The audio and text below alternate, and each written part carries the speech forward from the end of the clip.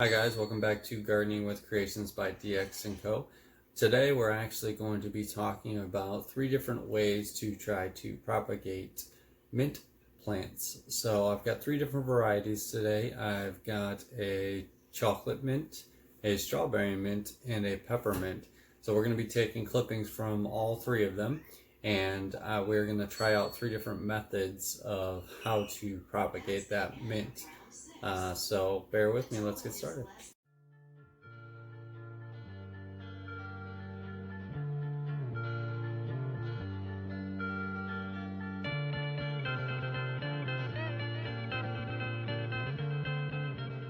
So as you can see here, I've got my peppermint variety just doing fantastic since about a week ago. I transplanted it from a smaller pot like this into this large container and it just took off.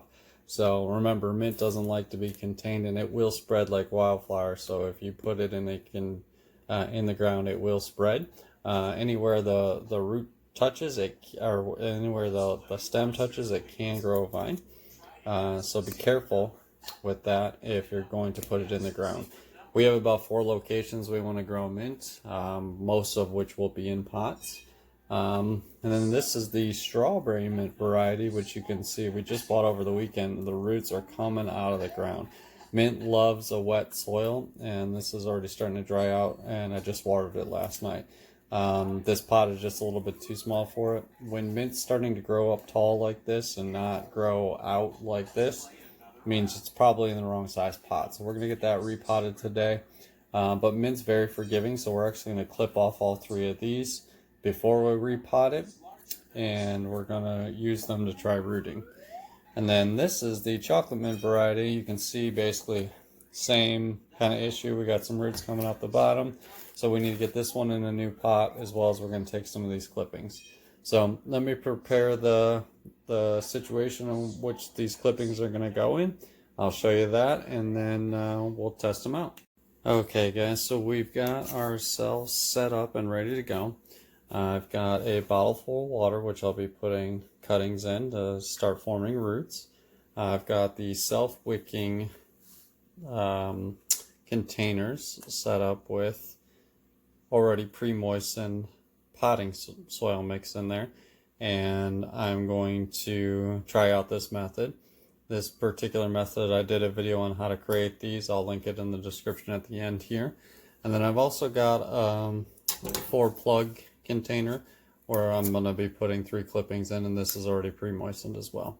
So for starters, what we need to do is take our clippings. I'm going to go ahead and get this chocolate mint right here. Just going to cut it down here. Take that cutting. Now you can see there's a lot of leaves still at the bottom. You can go ahead and just pick those off, throw them in your water, reuse them right now if you want. So we're going to cut those particular ones off.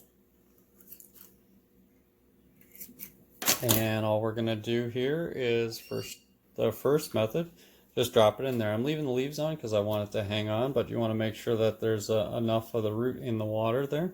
And that's what we're looking to do. So I'm going to put a strawberry one in this same container and a peppermint in with this same container. That won't matter. And then I'm going to put one of each in each of these and one of each in each of these. So let me get that done and I'll show you the results. Okay guys, so as you can see in this little container, I put 2 of the strawberry mints, 1 of the chocolate mint, 1 of the peppermints, and we'll see if it roots better this way. In this particular containers, we've got 1 of each in the self-wicking containers, and we'll see. And then in this, you want to change this water daily with these and put it in indirect sunlight. So I will put all 3 of these ones in indirect sunlight. This one I'll actually put out in the greenhouse to see if they root just regularly, and I'll water them regularly because this soil will dry out faster, and obviously this won't dry out at all. So we'll change that daily and see how it goes.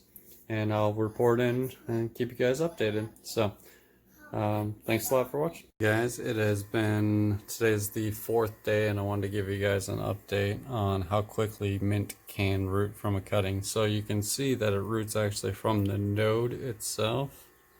Trying to get it in focus here for you. There you go. So it roots actually from the node itself and that one's already rooting. That is the peppermint. So peppermint roots really fast, and it's hard to tell in there, but the other two are starting to root. Now you can see, I'm not going to pull these out to see if they're rooting, but you can see they're not wilting, they're not dying. They're doing very well in these self-wicking containers. So I'd say this is a success as well. The outdoor ones that are in the greenhouse are actually wilting, the ones that are straight in soil.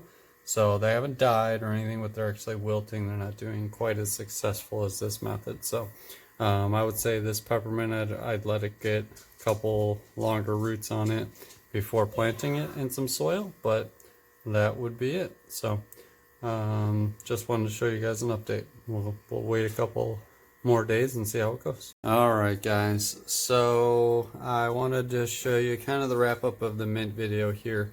You can see these containers are doing fantastic. I bet we could grow out this, because of the amount of soil we have in here, we could probably grow out the mint this way for a while. So I'm going to actually leave those going for a little bit.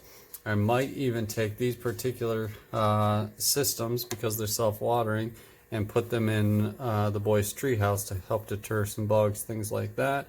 And the treehouse has a clear roof, so it'll be kind of like a greenhouse for these type of mints.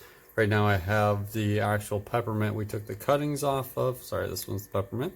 And it's doing fantastic out there. So I may just take these three. As you can see, that was a bit of a success story. They seem to be forming new leaves right down there, you can see.